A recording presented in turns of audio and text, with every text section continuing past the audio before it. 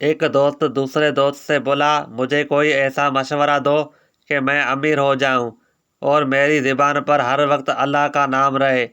दूसरा दोस्त बोला, तुम भीख मांगा करो, अल्लाह के नाम पर दे बाबा, मौला के नाम पर दे बाबा।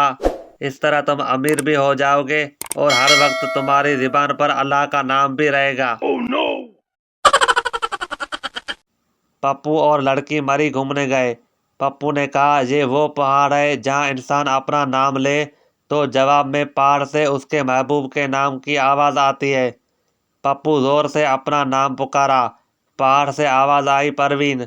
लड़की अपना नाम सुनकर बहुत खुश हुई। फिर लड़की जोर से अपना नाम पुकारा।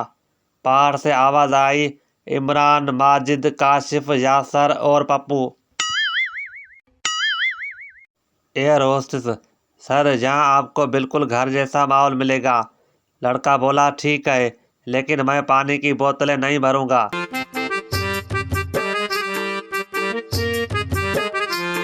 लड़की, क्या तुम मेरे लिए चांद ला सकते हो? लड़के ने शीशा सामने कर दिया। लड़की, उफ, तुम मुझे चांद समझते हो? लड़के ने कहा, नहीं, शिकल देखो और फरमाइश देखो। पठान लड़की से बोला, मेरे दिल में आ जाओ। लड़की गुस्से से बोली, सैंडल उतारूं क्या? पठान बोला, पागल की बच्ची, ऐसे ही आ जाओ, ये मस्जिद नहीं पठान का दिल है। Oh no! बीवी, आप मुझे रानी क्यों कहते हैं? शौहर ने कहा, क्योंकि नौकरानी कहना थोड़ा लंबा हो जाता है। बीवी बोली, आपको पता है मैं आपको जान क्यों कहती हूँ? शौहर ने कहा, क्यों? बीवी बोली, क्योंकि जानवर कहना थोड़ा लंबा हो जाता है।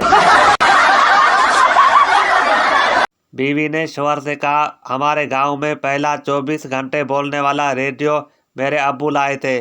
शौहर बोला, अपनी माँ के बारे में ऐसा कहना अच्छा नहीं लगता। शौहर ने बेगम से कहा, ये तुम आज सुबह सुबह मेकअप क्यों कर रही हो? बीवी गुस्से से बोली, मोबाइल पर फेस लॉक लगाया था, अब वो पहचान नहीं रहा। दो पठान जल्दी जल्दी मस्जिद में दाखिल हो गए। जल्दी से जूते उतार कर गिरते पड़ते सफ में शामिल हो गए। नमाज के बाद एक पठान बोला कि शुक्र है कि नमाज नहीं निकली। दूसरा बोला, हाँ यार, अगर विज़ू के चक्कर में रहते तो निकल जाती।